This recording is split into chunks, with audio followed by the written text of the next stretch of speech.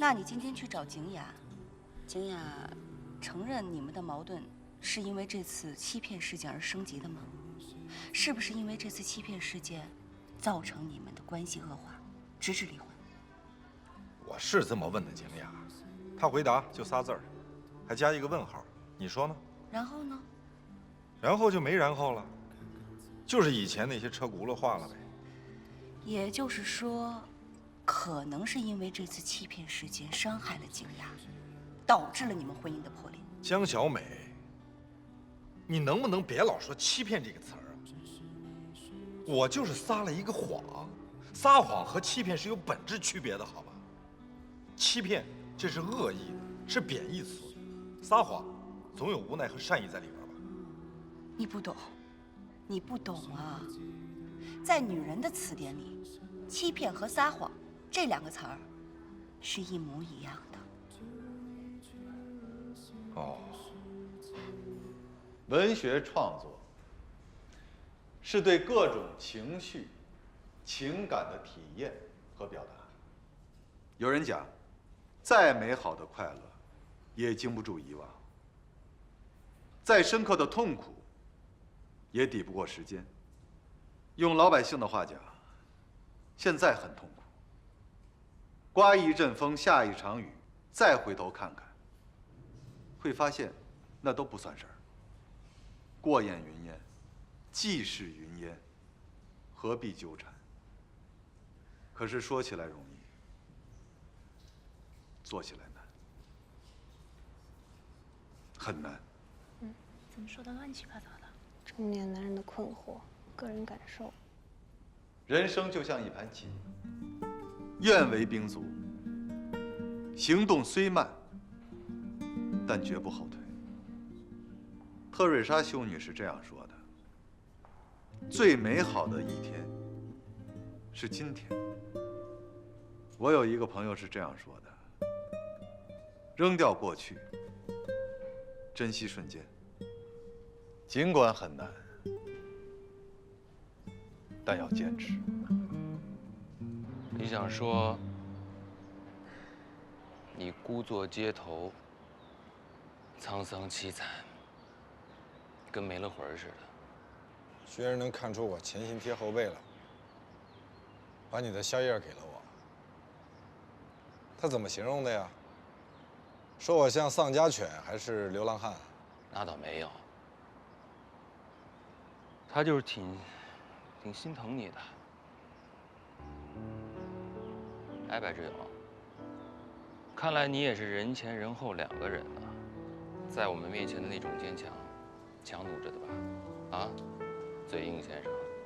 先别说我了，说你。你想后退，是什么意思啊？就是不想坚持了。我决定了，暂时退出我们的颠覆三人组，回家待一段时间，多陪陪林想。先别投降啊，至少也得曲线救国吧。等久了吧？啊，走吧，健身去。怎么了？哎，这两个人哭丧着个脸，跟苦瓜似的，发生什么事了？黄九恒想退出我们疯狂三人组，说回家陪陪林想。哦，也对啊。对啥呀？我认为，林想在检察院放出来之后的情绪失常、惊恐失措，就是想把黄九恒留在身边的一个借口。在看守所就关了9天，至于这样吗？林想肯定是故意的，这绝对是一种伎俩，想把男人留在身边的一种伎俩。白志勇，你说话能不能别这么难听？什么叫伎俩？林想跟我之间犯得着用伎俩吗？我用这个词儿，是为了把这件事儿说得更清晰、更明确。再说了，你怎么知道他这种表现不是装出来的呢？你怎么知道这不是阴谋诡计呢？白志勇，你不要把别人想的都像你这么阴暗。被警神办了一下，就怀疑所有的东西都是毒蛇，你这说话有点难听了啊！我说的这起码是50%的可能性吧。林想很尊重你，请你也尊重林想。你怎么能这么说他呢？你有病啊！你才有病呢，愚蠢病！我告诉你，黄九，女人做错了事儿，总会不由自主、不自觉地用一些小伎俩来让男人原谅。这么低劣的苦肉计都看不出来啊！瞎子，愚蠢啊！没错，你就是愚蠢。你在你老婆的脆弱和眼泪中，在扮演愚蠢的角色。愚蠢就愚蠢，我就是愚蠢。你聪明，你机灵，你是我大爷，行了吧？你看，说着说着就急了，这傻帽啊！瞧你这操性！我要是他，我也急。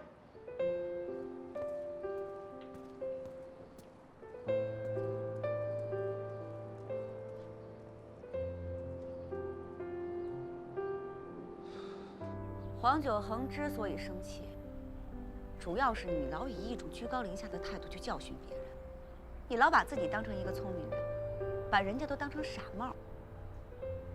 这老黄再宽容的人，他也是一个7尺男儿，经不起你这么蹂躏。从我们仨一开始成为朋友，做任何事儿有任何建议，这个黄九恒永远在后边扯后腿说怪话，我早就快烦透，怎么就这么固执呢？再是个名人，不也还是个厨子吗？我就觉得他鱼头鱼脑的，傻蛋一个。这就是你的不对了，白志友。你怎么就不能理解老黄的这种想法呢？坚持自己想法的人有什么错吗？坚持和愚蠢之间，只有一条很细很细的界限，容易看不清楚，容易模糊，懂吗？这就是典型的抖机灵。你老觉得自己是一个聪明人，那我也告诉你一句话：这聪明和小聪明之间的界限更模糊，更看不清。这小聪明和愚蠢之间呀，基本上就没有界限。是吗？是妈，还是奶奶呢？白志勇，你哪儿都好，就是爱自以为是，确实是让人讨厌。哎，你看，你现在这个表情，真让人讨厌，我都想抽你我。好，那我换一个表情行了吧？不是你老冲我使什么劲啊？我这不也是好心吗？我是怕黄九恒真回了头，会受到更大的伤害。行了，先别说了，约见黄九恒，解决你们俩的矛盾。我还是决定退出。你还是决定坚持你的愚蠢，不可救药。白志勇，你能不能不要再用“愚蠢”这个词儿？这2天你已经骂了我好几次愚蠢了，你他妈有毛病吧？哎，干嘛呢？我刚给你们调解完了，你们怎么又来了呀？你们是不是打算累死我这个人民调解员呀？白志勇，我得说你啊，你看你现在脸上的表情，又来了，一副看不起人的样子。你怎么老说我的表情啊？我表情怎么了？我这是无奈啊，应该是无奈的表情啊。我发现你这是典型的挑拨离间、火上浇油啊！你什么人民调解员？你人民挑事儿员吧？我昨天白劝你了，你说话能不能别这么难听？我说话是有点难听，可是忠言逆耳，良药苦口，这是连小孩都明白的道理。我说话狠了一点，就是想强调、想刺激黄九恒。我就是想刺激黄九恒这种面了吧唧、黏黏糊糊的大面瓜。你瞧他那样，啊，皱着个眉头，假装思考，实则愚蠢。你再说愚蠢，你再说一句愚蠢，我听听。愚蠢，你就是愚蠢！你已经深深地陷进愚蠢这坨屎里边了。我知道你善良，可是他的确做了对不起你的事儿，你还同情他干嘛？你现在应该同情的是你自己。他和黄小磊的生父那天晚上出的事儿，是强奸吗？是强奸吗？你跟我说。哦，喝多了酒就上床了，上床就生了一孩子，这属于道德败坏吧？啊，他为什么不跟你说呢？10年了，为什么一直不跟你说呢？我告诉你，你老婆这种人根本就不应该把她当家里人看。我打死你！哎，我让开！哎呀，白志勇，你听好了，你再敢说理想一句，我拿刀剁了你！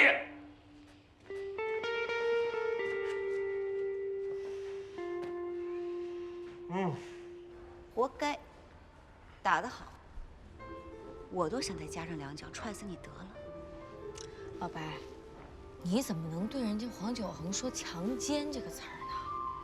你不挺懂事儿的吗？怎么那么二啊？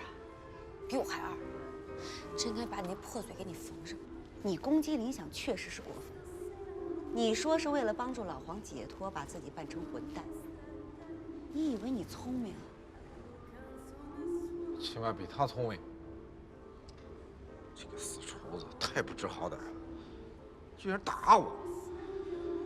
到现在一说话嘴还疼。我跟你说，蓝天宇，也就是这几个月咱们难兄难弟混得跟哥们儿似的，要不然我早还手了。行了吧，你就别嘴硬了。就你那少爷体格，你还跟人家动手呢？人家老黄是干什么的呀？那是抡大勺、耍菜刀的厨子，每天免费练臂力。老黄抡我那一下没过程，身体在空中飘了一下，一眨眼我已经靠在墙上了。你还还手？我都看见了，脸色惨白，直喘气，跟个无辜儿童一样，那眼睛里面全是惊恐，就差举手投降喊救命了。你放屁！行，咱也别忍着了。我还真想亲眼看看白志勇被打后的画面。你想啊，这么骄傲的一个人躺在地上，鼻口窜血，惨烈啊！有完没完？有完没完？我就说了，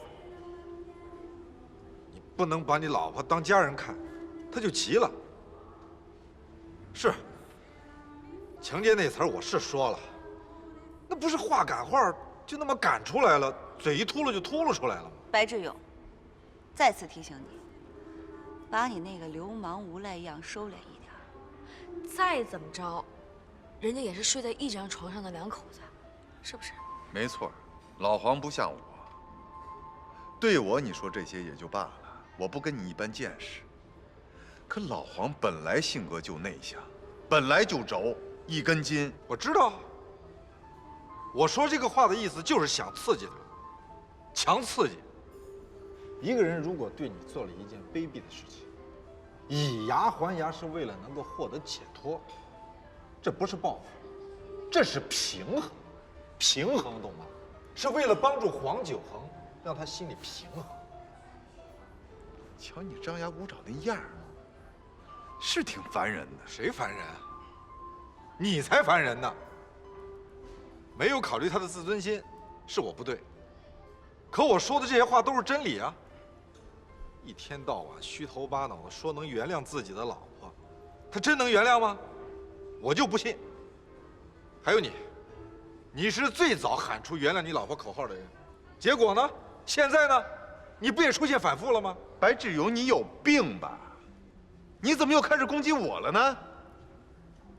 操蛋！我真没发现你是这么操蛋的一个人。我就这么操蛋，怎么了？因为我不会假模假式说那些虚话、套话、假话。你是在说我吗？我说别人对得起你吗？我就是说你，你不是说你最瞧不起那种端着架子、心口不一、人前一套背后一套、装腔作势的人吗？行了行了，你不用再形容了。我说假话套话，我不说行了吧？啊，我就当没你这么个朋友，你自己一个人说真话吧。来，蓝天宇，你站住！你站住！你威胁谁呢？一个人怎么了？一个人怎么了？一个人好，哥们儿就喜欢一个人享受孤独，省得天天看见你们这些傻子。好啊，那我祝你孤独，并且长命百岁，孤独到死，死了都没人埋你。你干什么呢？怎么又跟老蓝干起来了？还天天说人黄九恒愚蠢。我每次都降低对你智商的期待，可你总能跌到下一层。我这不都是为了他们好吗？啊，这两个人前后脚劈头盖脸的，一个把我打了一顿，一个把我骂了一顿，怎么了？我欠他们的呀。他们俩就是一个王八蛋，一个神经病。你既是王八蛋，又是神经病，天天用那些不负责任的反动言论高声叫喊着。你不知道人人都要面子，都有自尊啊！瞧你这德行。你跟黄九恒就都是这种人，死要面子活受罪，活该。真话都听不了的人，还活个什么劲啊？白，小男人样露出来了啊！你跟人小美嚷嚷什么呀？你再把她嚷嚷跑了，你就真没朋友，真成孤家寡人了。他呀是刚被人打了一顿，又被人骂了一顿，现在就是疯狗一条，逮谁咬谁。你瞪什么呀？瞪我也得说呀，你就是一条疯狗，赖皮狗。你再这么发展下去，就是一条死狗，一条死了都没人埋的死狗。江小美，你骂我骂顺嘴了是吧？我告诉你，要不是欧小欧拦着劝我，我拍死你，你信吗？我不信，我骂你怎么了？你就是欠骂，骂你还是轻的呢，就应该把你剁吧剁吧喂狗，狗还不一定吃。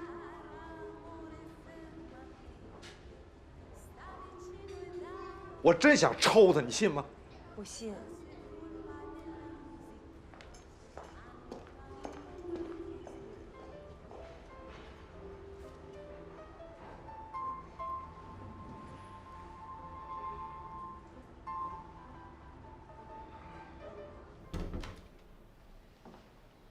哎，你怎么回来了？你不是刚拿走换洗衣服吗？什么意思啊？这也是我的家，我不能回来吗？你喝大了还是吃枪药了？谁又惹你了？对不起啊，不是冲你，我跟白志勇打起来了。打起来了？你们俩不是勾肩搭背的生死哥们儿吗？别说了行吗？我都后悔死了，后悔把这种人当哥们儿。什么人呀？垃圾，流氓！我怎么这么弱智啊？弱智到把这种人当朋友。你是想让我劝劝你，还是想让我不说话？我想让你陪我喝点酒。白志勇，你天天摆出一副委屈的不得了的样子，怎么了？不就离了个婚吗？一个大男人怎么就变成一个怨妇了？就你那点破事儿，至于这么小肚鸡肠吗？这是夫妻之间的正常矛盾。说到底呀，就是夫妻双方不同步，老错着位。对，丈夫想存钱，妻子想花钱；丈夫想坐着，妻子想躺着。对，妻子想逛街，丈夫想打牌；妻子希望在这个时间吃饭，丈夫想在这个时间拉屎。欲望的不同步，矛盾自然会产生，痛苦也就来了。你们这不是挺明白的吗？这是煎熬吗？这是缠绵，这是一种生活气息，甚至可以说是一种打情骂俏，是炊烟袅袅，万家灯火。全世界的夫妻都存在这样的情况，你特别吗？啊？你没有地球人的心和肺啊？你是 ET 吗？你是外星人吗？你是上帝吗？如果你怕这种矛盾，那你就别结婚，自己嫁给自己，耍着横，耍着光棍过日子，没准儿还有人夸你潇洒呢。白志勇，谁都不可能轻易的向对方妥协。夫妻矛盾是一种自然产物，怎么能是痛苦呢？说完了，二位知心大姐，我终于能插进话来。你也承认这个自我，对吧？嗯。那好，那么我这个自我认为这个矛盾痛苦，你这个自我认为这个矛盾不痛苦，可我总应该有痛苦的权利吧？为了让自我们尽快的从痛苦郁闷中解脱出来，让家庭乃至整个全社会安定团结，贬低一下对方没什么不对吧？这是为了给他们泼冷水，让他们清醒一下，故意把话说得严重一些。你不是也说过忠言逆耳，良药苦口吗？我能理解白志友。你没事儿吧？他说话这么难听，把黄九恒的老婆都说成一个阴险毒辣的小人了，你居然能理解？当你面对的是你最亲近的人，当你面对这个人很难做出选择的时候，就得用最狠、最极致，甚至最难听的话扎你一下，帮你做出判断和选择。就像你和我，你可真能联想，这事儿你都能联想到咱们俩身上了。行，那你说说咱们俩怎么回事啊？愿闻其详。举个例子，就说当初我跟那个教练，不要再说那个教练，好吗？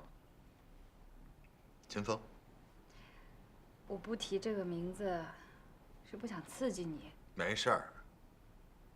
我现在特别希望你多提这个名字，不用回避，提多了也就没那么刺激了，也就习惯了，有了免疫力了。这样呢，让这个名字在你我的嘴里，在我的脑子里，尽快的变成历史，成为过去，好吗？说，秦风，说，秦风，秦风，秦风，秦风，秦风，秦风，秦风，姓秦名风，说，秦风，怎么了？秦风的事儿，秦风，出来以后，我主动跟你提出来，你要是想离婚的话，我可以同意离婚。可实际上，我并不是真想离婚，我就没想过离婚，我也不敢离婚。但是，我必须用这样的最狠、最极致、最难听的话扎你一下。我怕你想离婚又不敢提。另一方面呢，也是要用这样的话刺激一下我自己，让我自己能做出一个清醒的判断和选择。你明白吗？人才啊，上官晖，你真是个人才。女白智勇，无知无畏加丧心病狂加无耻无赖加他妈找抽。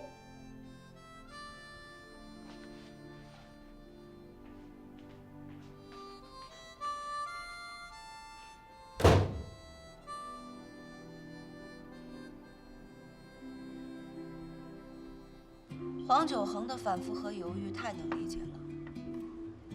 过日子怎么可能没有磕磕绊绊的？两口子同在一个屋檐下，怎么可能全是愉悦和开心啊？这是猫和狗都能明白的道理。这是但凡有点智商的人，结婚前都应该想明白的。就跟你们都结过婚似的。我问你，当这种无解之痛的比例远远大于你获得的快乐的时候，你怎么办？没有怎么办？享受了婚姻的爽，就得承受责任的痛。爽又不能爽，痛又不能忍，所以我离了婚。我真替你前妻庆幸。我要是景雅，我也离。我去，你能不提他吗？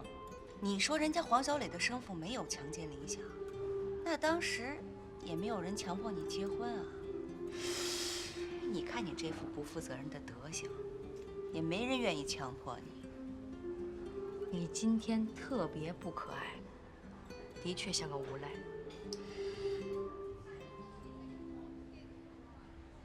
没词儿了吧？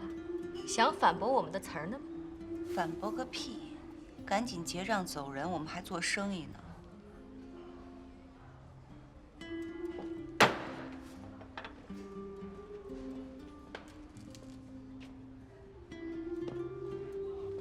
我的词儿想出来了，别说话，说完我自会滚蛋。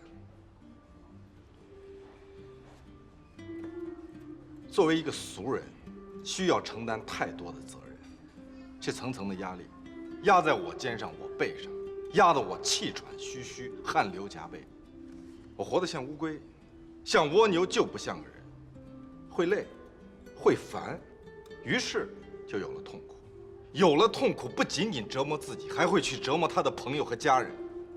少一点责任呢，这种折磨就会少一点。这叫科学的生活。现在的社会是一个自由的社会，允许人们选择自己想要的生活。硬逼着自己去负这种不想负的责任，就是最大的不负责任，就是对自己的不负责任。所以你离了婚，所以你找到了一人吃饱全家不饿的那种自由和洒脱。总结得好，准确，准确。哎，别走啊！没词儿了吧？我觉得老爸有点神魂颠倒。3天了，每天都回来擦地板，今天擦了3次了。说我们吧。是啊，能告诉我们发生了什么事情吗？没什么事儿。肯定有事儿，黄九恒就不能把那些事儿告诉我和我妈吗？把嘴闭上，做作业。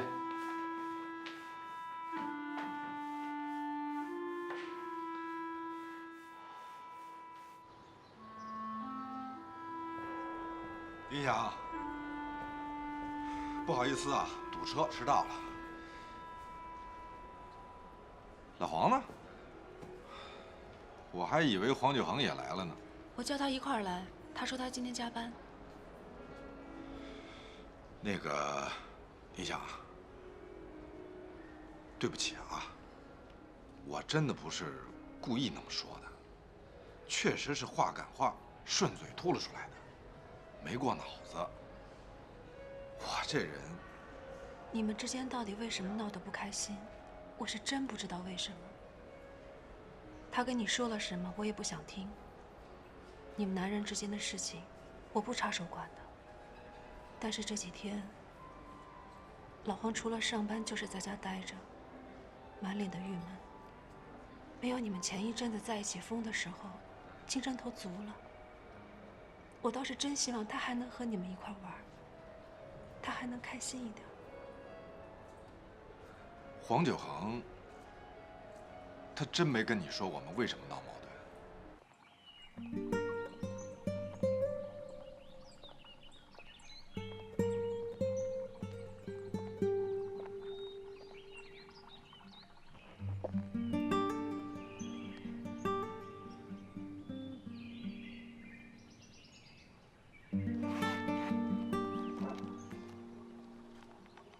这件事情发生之后，我就没见他笑过。当然，他有过笑的表情，但那不是真正的发自内心的笑，是那种为了我、为了孩子挤出来的笑，装出来的笑。那种笑里充满了责任，还有义务。说句心里话啊，我看着挺难受的，真的，看着挺难受的。我想过，哪个男人摊上这种事情，都会受不了的。尤其是黄九恒，他痛苦的方式，是憋在心里的，藏在心里的。我真担心。他有一天扛不住，崩溃了。尽快和他和好吧，带他去疯，带他去玩儿，只要不当着我的面儿，你怎么骂我，怎么损我都没关系，只要老黄心里能舒服点儿，好吗？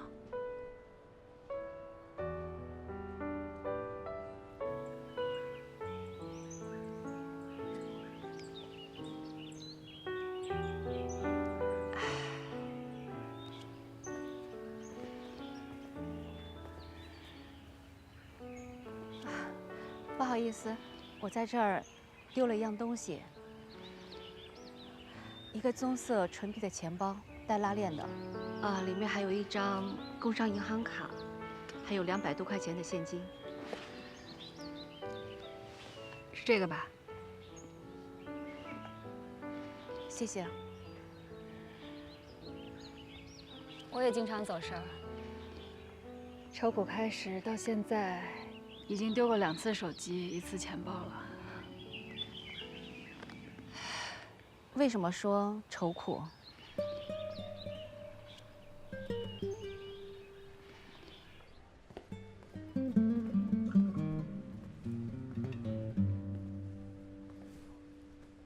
不是说不屑于跟我和小欧这样的人做朋友吗？怎么又臊眉打眼的回来了？不愿跟你们这些傻女子一般见识。3人颠覆小组，就剩下您白大组长一个人了，孤家寡人了，没人陪你玩了，郁闷郁闷也是很正常的。那，送你一瓶郁闷的小酒。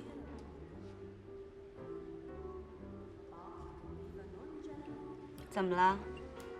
想跟那2只鸟和好啊？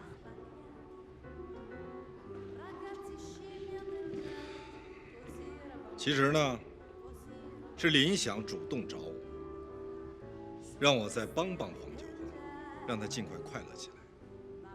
否则以我这暴脾气，我才不愿意搭理他们。俩他妈傻子！我最讨厌的就是跟这种没有智慧、没有胸襟的人交往，累。烦，少拿林想说事儿，没人给你台阶下，你也别站在那儿东张西望的等机会了。你费心给自己找把椅子坐下吧。坐着呢。再说了，我这种人需要找什么台阶吗？我做人的原则就是人不犯我，我不犯人；人若犯我，我就生气。这是什么？素质。还有，他们俩那么骂我，那么挤兑我，考虑过我的自尊心吗？哎，你劈头盖脸、酣畅淋漓地骂人家的时候，你考虑过人家的自尊心吗？现在又舔着脸考虑自己的自尊心，公平吗？哎，主食你想吃什么呀？面条还是饺子？都行。这大周末的，你就在家待着，不出去玩了？你不是说最近不想多跟我见面吗？啊？对，玩的根据地没了。你少招我啊！对了，跟你说个事儿啊，你能不能去趟白志勇家，把我那些洗漱用具和换洗的衣服给我拿回来？我去，你觉得合适吗？有什么不合适的呀？你有那么贵气吗？不是我贵不贵气，是你拧巴，居然想让我去白志勇家给你拿东西，那我还不如去超市再给你买一套呢。哎，蓝天宇，你真不打算跟白志勇交往了？说不定啊，人家就是嘴不饶人，心底善。你这样不怕人家说你小心眼啊？哎呀，行了行了行了，别叨叨了，碎嘴老太太，我不麻烦你了还不行吗？我自己想办法。矫情。在外面受了气，回来跟家里人撒泼打滚、恶语相向。你不是一直都觉得这种人很没劲、很没教养吗？你不是一直都鄙视这种人吗？行了行了，我怂了，我错了，行了吗？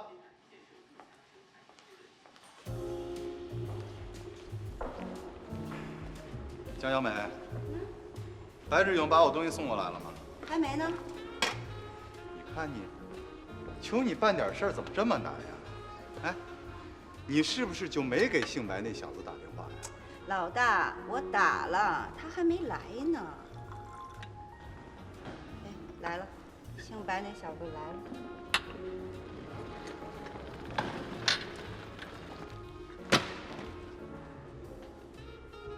东西送来了啊，轻点放，摔坏了你赔得起吗？破衣烂衫，还不够我油钱呢。谁让你送的？贱不贱啊？哪个贱人非要住在我家里啊？我嫌占地儿。你的无耻让我心痛。等等等等等等，我有点不太适应啊。你们俩的对话，干嘛都看着我呀？我是翻译呀。如果我没听错的话，你们说的都是中国话吧？互相看着说，啊？看他，我怕脏了我的眼。你看，你看，你看你那德行，劲儿劲儿的，讨不讨厌？懒得搭理你。行了行了，不要脸！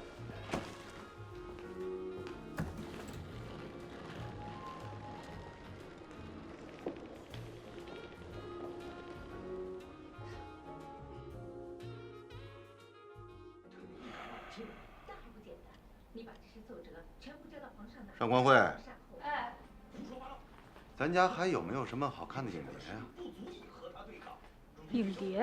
啊，太古老的东西了吧？哪儿还有啊？以前那些好看的片子，你不是都送同事了吗？哦，没朋友了，孤单了，想看电影了？你不是说最近全世界拍的电影都不好看吗？那我陪你聊聊天吧。行，聊聊，反正闲着也是闲着，省得你说我孤单。孤单，也是我最近的感觉。秦风那件事儿，伤害了这个家，也伤害了你，把我们原本温暖的家庭搞得乱七八糟的，是我不对。过去的事情就不要再提了。我最近啊，情绪不好，冲你急，也不完全是因为这事儿。哎呀，主要就是因为跟白志勇这个王八蛋闹翻了，心里烦。白志勇这个事儿吧，你应该这么看。在你所有的亲戚朋友、同事哥们儿当中，有几个人能像白志勇这样的？你整天吃住在人家家里，说话口无遮拦。白志勇呢，还得绞尽脑汁，想尽办法，给你出主意，让你开心。像咱们家出了这种事儿之后，对大多数人来说，也就是个茶余饭后的闲聊八卦。没人会真为你着急，但是白志勇会。你这次跟他闹矛盾啊，我觉得主要是因为他就是那个性格，可以原谅。性格，也许吧。地擦完了，衣服洗好了，明天早上的粥也都熬上了。把这碗红枣粥喝了，你赶紧睡觉。我把玻璃都擦了，我也去休息。哎，哪有大晚上擦玻璃的？你别折磨我了，行吗？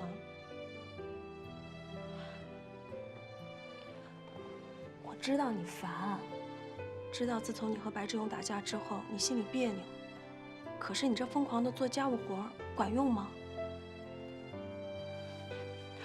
白志勇是一个很讲义气的人，他要如果不是讲义气，不关心你的话，他也不能骂你。能骂你的就2种人，一种恶人，一种朋友。你应该理解他。可问题的关键就是，他骂我也就算了，他骂的不是我，他骂的是你，他还骂得那么难听，我实在是接受不了。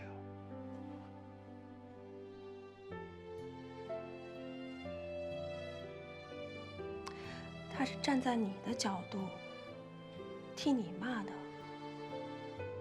有一个朋友不容易，别轻易的失去了。起码白志勇他不是个坏人吧？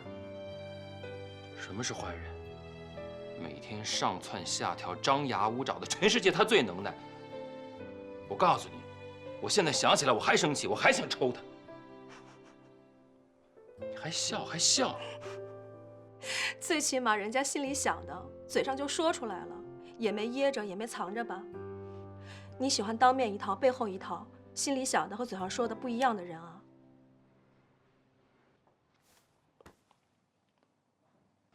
上次吵架，你又提到要跟我离婚的事儿。你说，那种说法是对你的一种刺激，强迫你去选择和判断。那过了这么长时间，你想明白了吗？此时此刻，想明白了吗？还想离吗？此时此刻，不想离。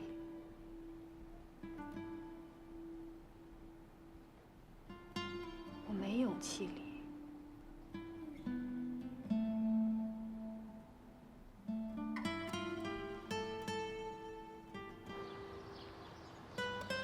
其实我们3个人成为朋友没多长时间，可不知道为什么，这段时间有一种特别失落、特别伤心的感觉。敢承认这一点，就说明你还有点人性。行，在你嘴里，我终于从狗变回人了。能跟你这个刺儿头成为朋友，是需要很多条件的，并不是所有的长时间混在一起的，天天跟你吃吃喝喝的人都能成为你的朋友。真正的朋友，是不遮掩、不客气的一种坦诚。是啊，这些天我也一直在想，我们3个人是怎么迅速成为朋友的？彼此不加遮掩、掏心掏肺的朋友。除了我们3个身上有着相似的经历，还有一种共同的味道。对，味道。我们3个刚认识的时候，我就能从他们身上闻到朋友的味道。能把自己家里的隐私透露给对方的朋友，肯定是不多的。所以啊，不要再拿这种事儿去伤害对方。白志勇，我知道你要面子，死要面子。可是，在真正的朋友面前，说句软话，有那么难吗？你跟杨天天说啊，把这第4道菜给我换了。好，我对原材料不满意。好，明白。去吧。好嘞，师傅。老黄，马上呢。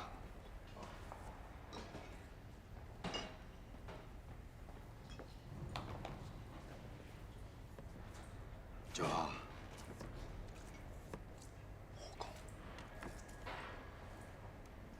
我想沟通一下，行吗？我跟你沟通得着吗？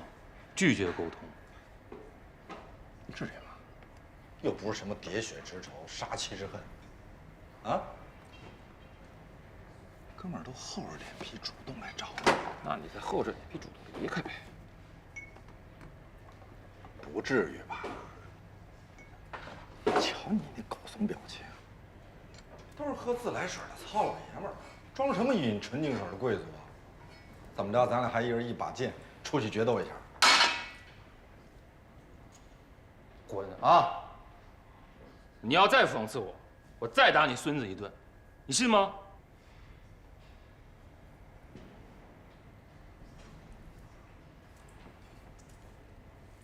听不出好赖话来了啊！这是讽刺吗？这是幽默。再说了，今儿我过生日，我生日你好意思打我吗？嗯？我打你就打你了，我还挑日子啊。黄景恒，我告诉你啊，哥们儿要不是打不过你，我早跟你翻脸了。废话，一会儿出去吃个饭去，换衣服，上个脸。什么你个屁股，有脸吗？滚蛋！黄景恒，在你的地盘，当着你徒弟的面叫板拔粪是吧？行，你个大傻蛋，哥们儿捧你的场，给你面儿，我管枪吧。看什么看？干活！哎呀，可怜的白志勇啊，今天是他40大寿，被你给臭骂了一顿。我觉得呀，你还是应该跟他好好聊聊，毕竟人家都低三下四的登门谢罪了。跟这种混蛋有什么可聊的呀？张嘴就骂人，我做人是有底线的，我绝不向邪恶势力低头。不至于吧？这应该不属于人品问题吧？更谈不上什么邪恶势力。你把白志勇当黑社会，还真是高抬他了。怎么就不能坐下来沟通沟通呢？毕竟是朋友嘛。曾经的朋友，过去的朋友。举行一次3方会谈吧，谈不通，再扔掉这个朋友也不迟。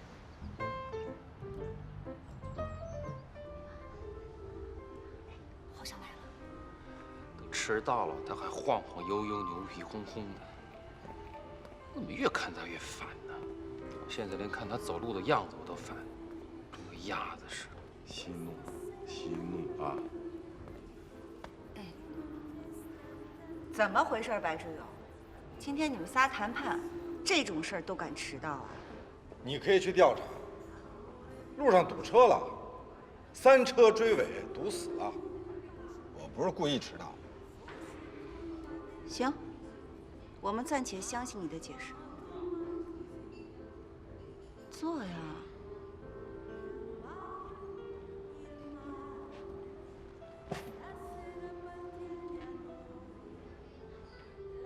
你光看着我干嘛？他们2位还在呢。坐好了。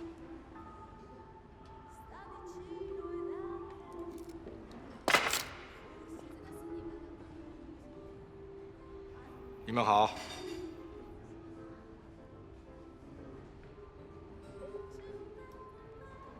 你看，你看，我可是主动向他们问好了，他们都不搭理我。你再看看他们脸上这表情，7个不服8个不忿的，这什么态度啊？有诚意吗？能聊不能聊？没诚意聊，我走了啊！干嘛呀，白志勇？装什么硬汉呀？你走啊！你走了，你看我还管不管你们的事儿？谁装硬汉啊？你看清楚，是这俩小子在装硬汉，好吗？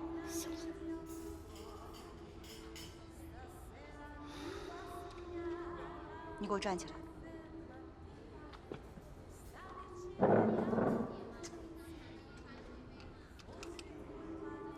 老黄，站起来！黄九恒，我让你站起来，没听见啊？好啊。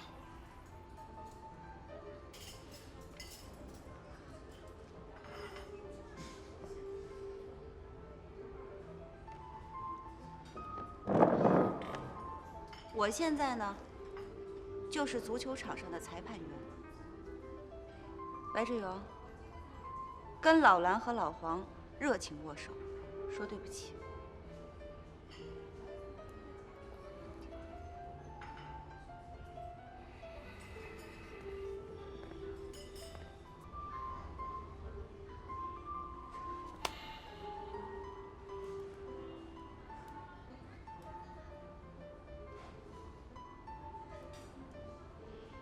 老黄，过分了啊！我再等2秒钟。你要是再装大尾巴狼，老子掉头就走。我他妈一辈子不认识你。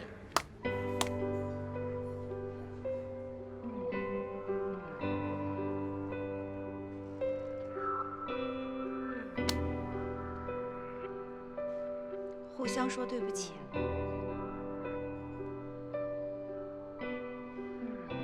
说呀。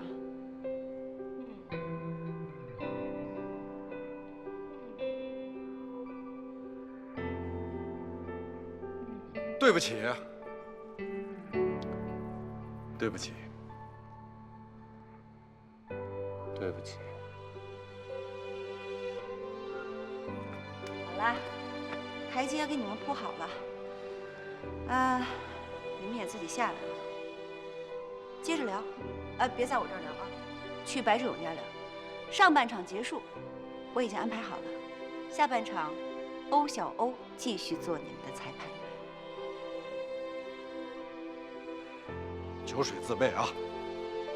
我先说明，既然大家能坐下来谈，就说明还有沟通的可能。我有言在先啊，能谈就谈，不能谈就散，绝对不能再吵架，更不能动手。好，那我先保证，不会再说刺激大家的难听的话。我也保证，绝不冲动。我先发言吧。前些日子，我整理我的通讯录，我发现我的通讯录里总共583人。这500多人，也就是我这一辈子在这个世界上的所有的关系，所有认识你的人，并不多呀。这段时间呢，我们3个不再来往。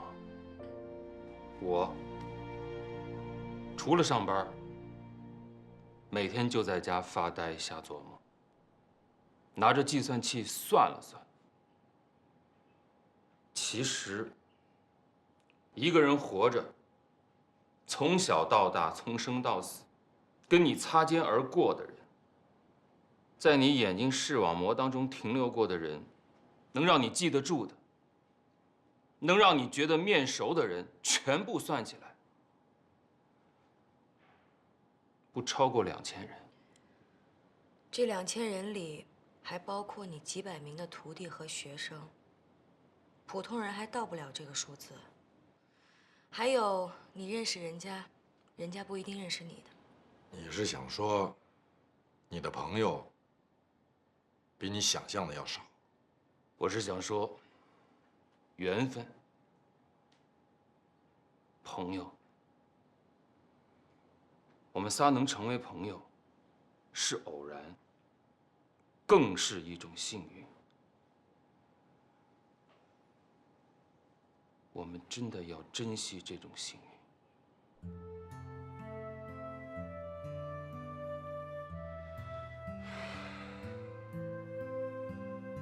其实，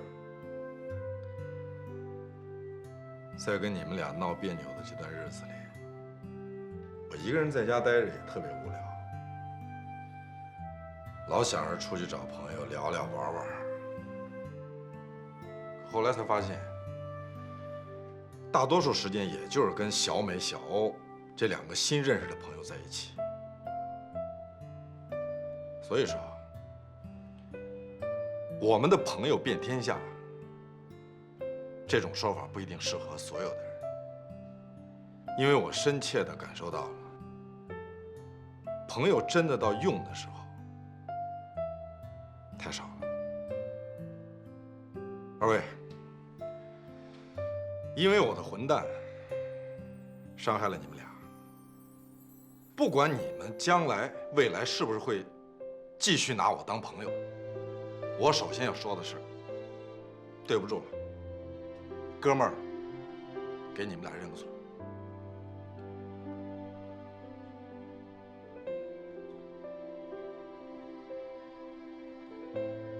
白志勇，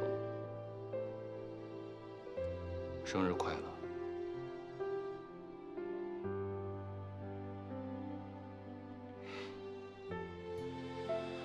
生日不快乐，生日是昨天，一个人憋在家里生闷气。你不快乐没关系，我们给你补快乐。东西已经准备好了，出发野餐。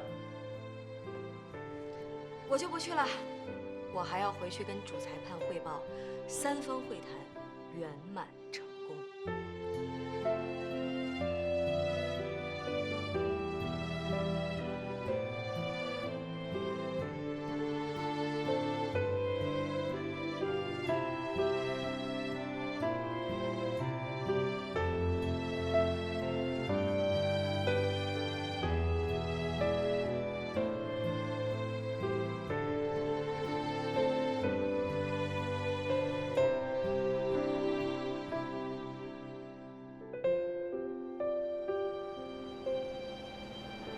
不能跟老太太说说吗？往卡里打钱，这每个月都往那儿送现金，太麻烦了。老人看见现金，心里踏实，我不嫌麻烦。你就别阴这个脸了，你这是在做好人好事儿，怎么感觉好像你做错了什么似的？老规矩，有空啊，去买些生活用品，还有吃的喝的什么送过去。知道了。既然和好了，咱们就不谈过去那些不愉快的事儿了，对不对？对，不谈了啊，咱谈点往前看的事儿。好，既然这样，那咱们就再商量商量，怎么再继续咱们的重生计划。我还是想反对你。哎，说了不带急眼的啊！我觉得咱们这个颠覆啊，能不能停一停？你先别瞪我。你想想咱们干的这些事儿，染头发、穿潮服、跟年轻人厮混、快闪，明白，这些行为都傻愣傻愣的，对吧？有点进了死胡同了。我也在琢磨，用这种花里胡哨的方式去改变自己，行不行？是，我也承认，是有些不太见效。可是有了条件，有了机会，就要试着去尝试去做。坐在沙发里舒舒服服的去空想，是不可能改变的。重生是一条荆棘之路，有了行动，否定了行动的效果，也是一种进步啊。起码你知道这种方式不行，做了就是改变，没做就会后悔。尤其是到了我们现在这个年龄，到了未来老的都折腾不动了的时候，你就会后悔，你就会恨自己，恨自己放掉了那些机会。最后这几句是我们家老爷子临终前躺在病床上跟我说的。既然你把老爷子临终前的话都搬出来了，那我们就再陪你试试。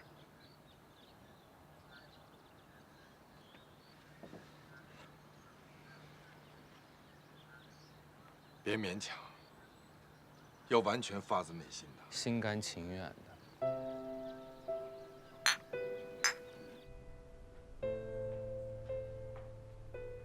没离婚的时候，我天天担心白志勇。我担心他是不是又喝醉了，被人欺负了，或是去欺负别人了。我还担心他整夜不回，是不是身边有别的女人了。当你一次又一次睁着眼睛想到天亮的时候，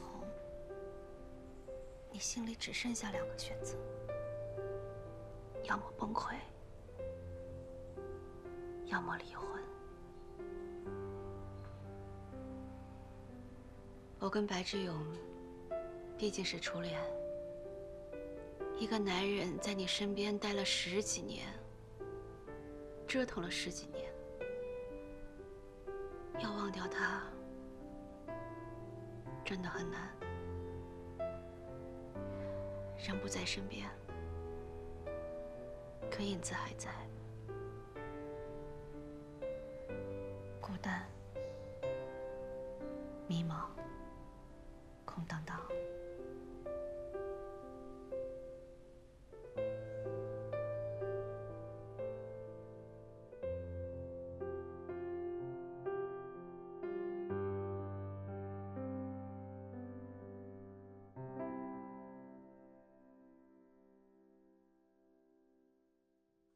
我就是想把这事儿查清楚，也没想怎么着，既没想报复他，也没想跟他复婚。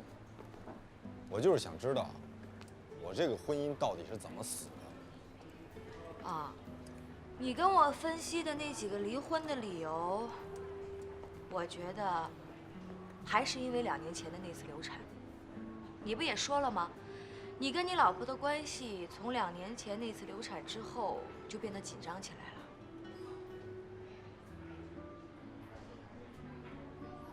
我是很想要那个孩子，是他不想要，说我不成熟，太贪玩，太放纵自己，还没有做好一个当父亲的准备。他说他也没做好当母亲的准备，他是坚持要打掉那个孩子。当时他说的头头是道，我也觉得挺有道理的，就糊里糊涂同意。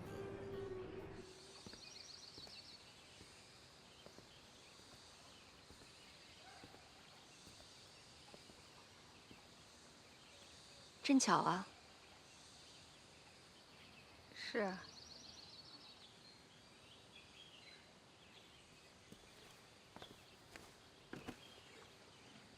像这么僻静的地方，应该是老人和孩子喜欢来的。像你这个岁数，经常在这儿出没，我估计也是在家人和朋友面前无处诉苦吧。咱们年龄相当，如果没有猜错，我们应该是为同样的事情愁苦郁闷吧？应该是吧。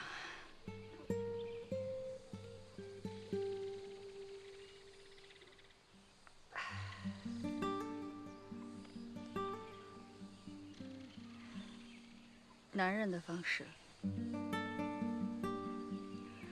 妄想靠这个消解郁闷，管用吗？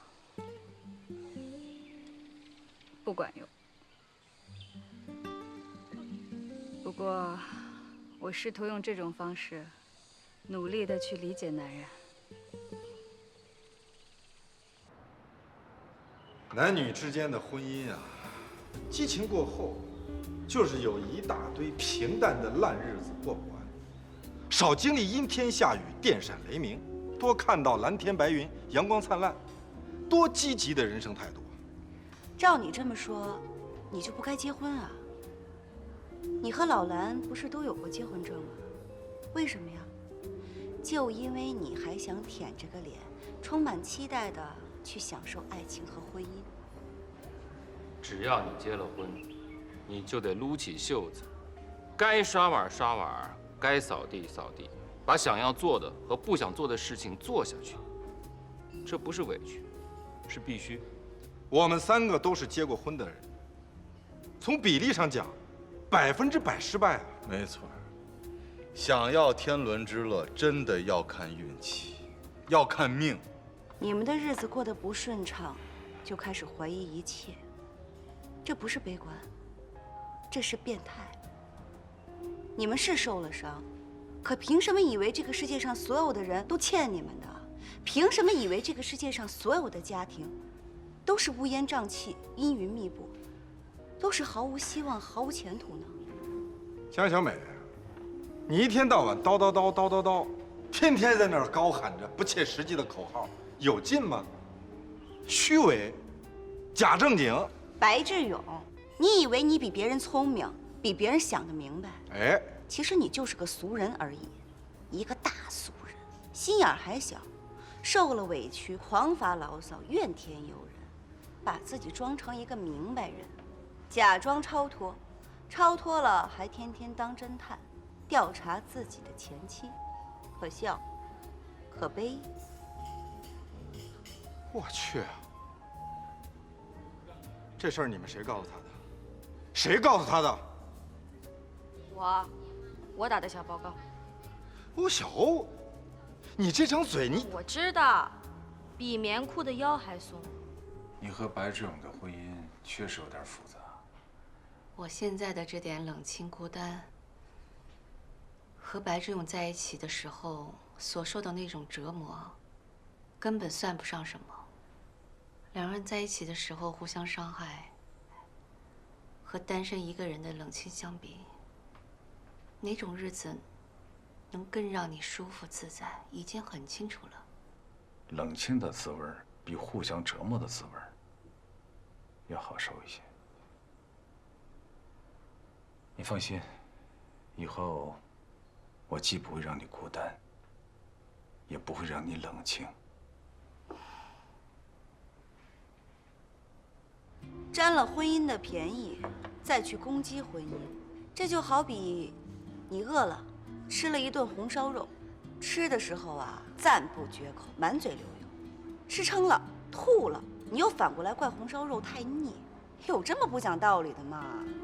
这有什么可比性吗？我只是想用我们的亲身经历告知你们，不要把什么事情都想得过于美好，那不叫单纯，那叫迂腐，那叫固执，那叫不开窍。你们老是拿这种事儿纠缠抱怨，我觉得特别没劲。也许你们就是那种把芝麻粒儿大小的委屈扩散成无限大的小心眼男人，自私、狭隘、怪异。高级呀，讨论人生哲理呢。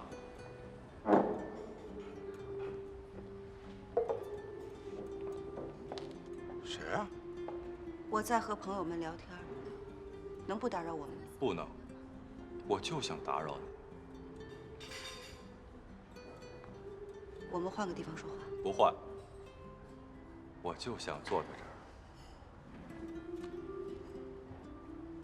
不把我介绍给你朋友啊？有话赶紧说。好，我今天就要拿到钱。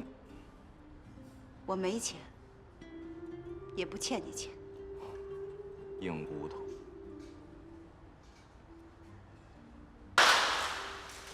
你干嘛？耍什么无赖啊？我生气了，不舒服。我也要让江小美不舒服。你再摔，你再摔，信不信我剁了你？你让他摔。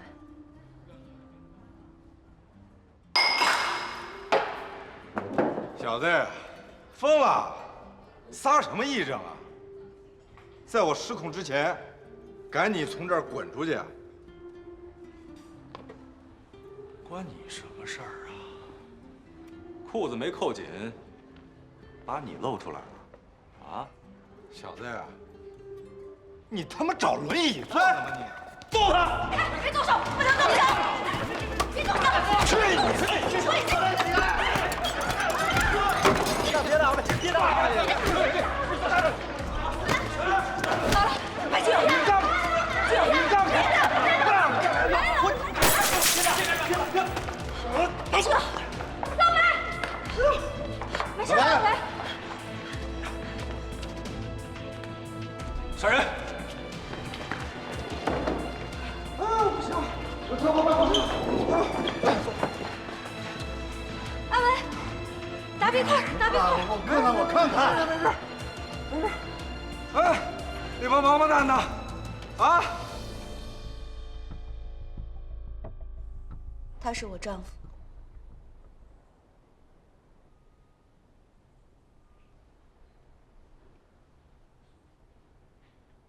你们不是一直想知道小美有没有结婚吗？她现在在婚姻内。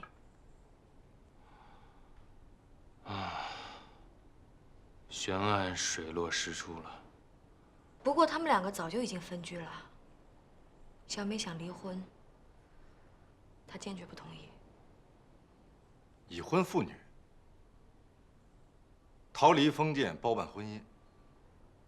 蓝天瑜总结女人用了4个字：折腾、商场。总结我这个丈夫也是4个字，就是吃喝嫖赌。他同意离婚，但要给他钱300万。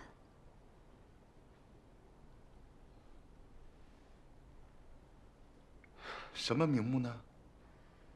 说出来我都替他脸红。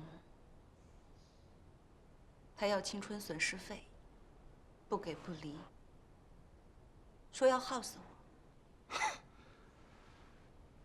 我算是开了眼了，只听说过女的要青春损失费，他一个男的，他怎么这么不要脸啊？人才啊！看来这个世界上确实有这种无耻的烂人才。小欧，你骂我们自私狭隘，跟这哥们儿比，我们差远了吧？哼！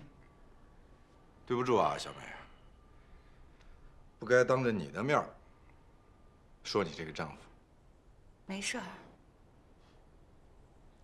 我没那么多钱，他就隔3差5的来闹一次，已经僵了1年多了。需要帮助吗？出钱还是出力，尽管说，别客气。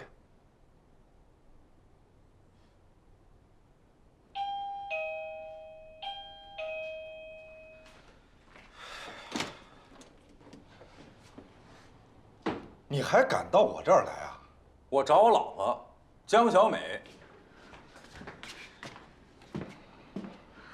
你怎么折磨我都行，但不要骚扰我的朋友，这是我的底线。你是我老婆，我来看看你跟什么人混在一起，省得你被坏人占了便宜。看你跟什么人混在一起了吧？可以走了吧？这是你家呀？位置不错呀，啊？哎，你属于资产阶级还是中产阶级啊？想泡我老婆，你有足够的资产吗？啊！闭上你的嘴，马上离开我家门口，否则我报警。报！我来找我老婆，你拿什么理由报警？没词儿了，傻样。小美，要不然就给我钱，要不然就尽你做妻子的义务，该陪吃喝陪吃喝，该陪睡觉陪睡觉。瞪个大眼珠子装傻呢，啊，装良家妇女。哎，我问你，这帮朋友们知道你以前是干什么的吗？知道你的历史吗？要不要我帮你跟他们说一说？梁正廷，侦查完了吧？话也说完了吧，赶紧滚蛋！哎呀，我小欧还那么调皮呀？啊，二兮兮的，一点都没变。我还是没反应过来，他怎么找到这儿的？谁告诉他这个据点的呢？没人告诉他。他除了吃喝嫖赌，还有个别的爱好，爱跟踪。他肯定是从参巴跟踪过来的。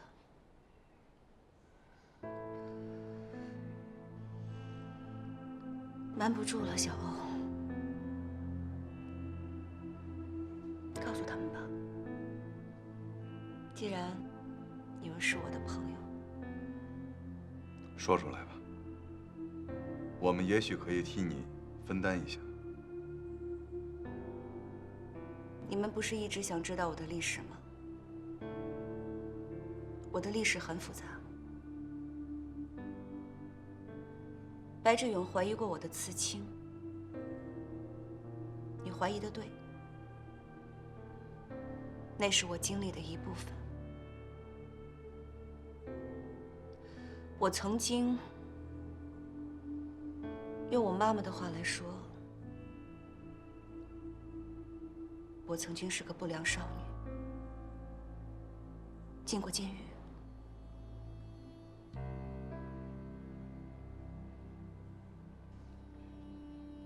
我高中没毕业就辍学了，原因是父母因性格问题离了婚。我痛恨父母，又在叛逆期，我想用辍学这种方式来报复他们。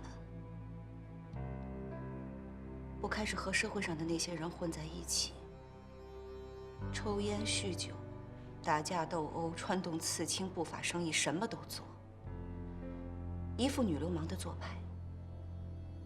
多次被拘留。我当时那样折腾自己的理由，也是你们现在高喊的那2个字：自由。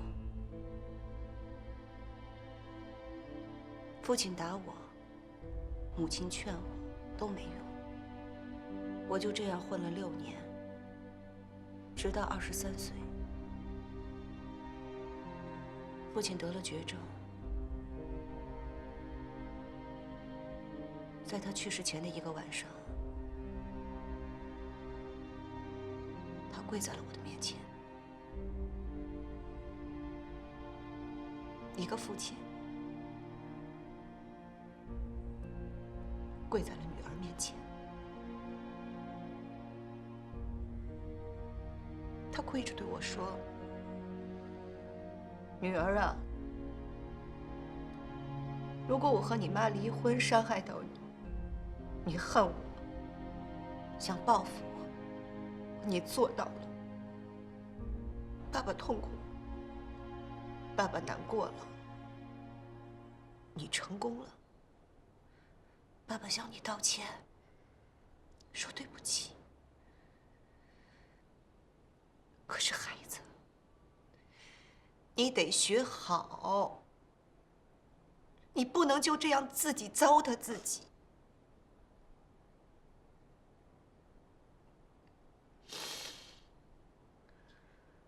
父亲去世3个月以后，我当时的那个男朋友为了抢生意，被别人拿刀砍死了。我身边最熟悉、最重要的2个男人离开了，离我而去了。这不可能不触动到我。我突然觉得，我想要的那个自由，是那么的自私，那么的残酷。我妈把我从监狱接出来的那天，那是一个下午，在阳光的照射下，我清晰地看到了妈妈脸上的皱纹和2鬓的白发。她当时那个年纪，不应该有那么多皱纹，那么多白发。回回到家，我跪在我爸的遗像前，当着我妈的面发誓，我要变好，我要变回他们希望的那个女儿。我用了整整2年时间，还好，当时那些人大部分都进了监狱，没有人纠缠我。也就是在那个时候，我认识了你们刚刚看到的那个男人，我现在的丈夫，研究生毕业，文质彬彬，善解人意，知识渊博。他和我那些江湖上所有的朋友都不一样，我就觉得他就是我的爱情，他就是我的救命稻草，他就是我的天空。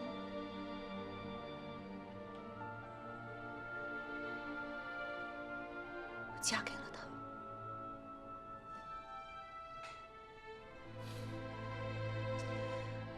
爱情就是瞎了眼，什么都看不见了，就是爱情。这句话就是说，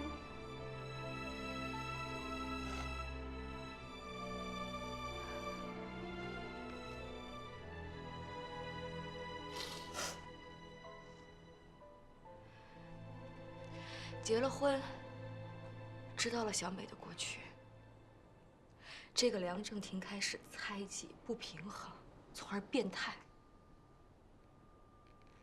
开始折磨小美。在他文质彬彬的外表下，是一副自私自利的黑心肠，是一个无耻、无赖的混蛋。